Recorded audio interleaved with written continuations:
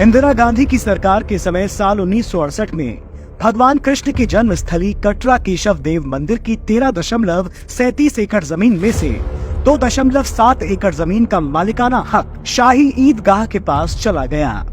कैसे इस साजिश को अंजाम दिया गया? दरअसल साल 1968 से पहले 13.37 एकड़ की पूरी जमीन का मालिकाना हक श्री कृष्ण जन्मभूमि नाम के ट्रस्ट के पास था, लेकिन साल 1964 में साजिश के तहत श्री कृष्ण जन्मस्थान सेवा संघ नाम का एक फर्जी ट्रस्ट बनाया गया। साल 1968 में इसी श्री कृष्ण जन्मस्थान सेवा संघ ने बहरूपिया बनकर कोर्ट के बाहर जाकर ईदगाह ट्रस्ट के साथ समझौता कर लिया और 2.7 एकड़ जमीन मुफ्त में ईदगाह को दे दी। सोचिए जरा, जो शाही ईदगाह ट्रस्ट 1815 से एक भी केस जमीन के खिलाफ नहीं जीता है, हर बार मुंह की खाता है, उसे ये जमीन मुफ्त में क्यों दी? तो यहाँ तो बात निकल कर आती है जो बहुत अहम है। 1. कोर्ट के साथ जालसाजी। 2. कांग्रेस का सनातन विरोधी चेहरा। कोर्ट के साथ जालसाजी कैसे किया? दरअसल साल 1968 में जो समझौता किया गया, जिसके बारे में ओवैसी जैसे नेता बार बार बोलते रहते हैं, वो एग्रीमेंट ही फर्जी है। उसका केस चल रहा है अभी कोर्ट में। दरअसल हुआ ये कि समझौते में ये लिखा गया कि Shri Krishna Janmasthan Seva Sangh, also known as Shri Krishna Janmabhoomi trust, जबकि ये दोनों संस्थाएं अलग अलग हैं। जब ये संस्था ही अलग है, उसके पास जमीन का मालिकाना हक ही नहीं है। ये जमीन तो श्री कृष्ण जन्मभूमि ट्रस्ट की है, तो सेवा संघ ने कैसे समझौता कर लिया? इस पूरे फर्जी समझौते को लेकर भी कोर्ट में केस चल रहा है कि ये समझौता फर्जी है, इसे निरस्त किया जाना चाहिए। कांग्रेस का सनातन विरोधी चेहरा।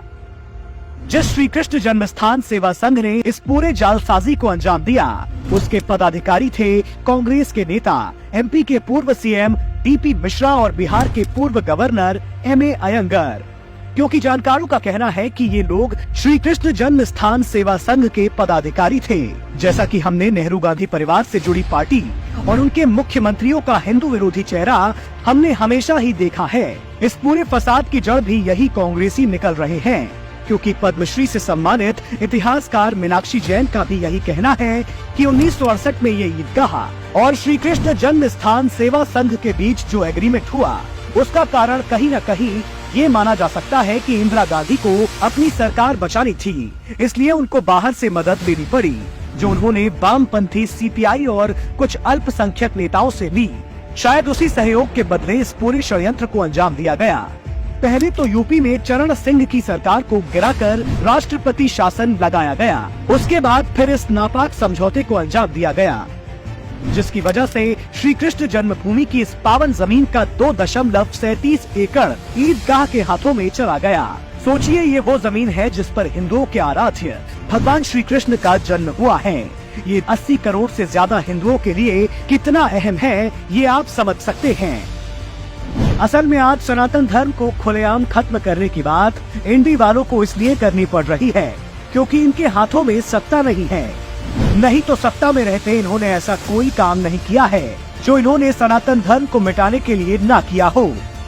जन्मस्थान की जमीन दे देने से लेकर राम को काल्पनिक बताने तक, पूजा स्थल कानून बनाने से लेकर धर्म की पढ़ाई से वंचित रखने तक, हर उस काम को अंजाम दिया जिससे सनातन को मिटाया जा सकता था।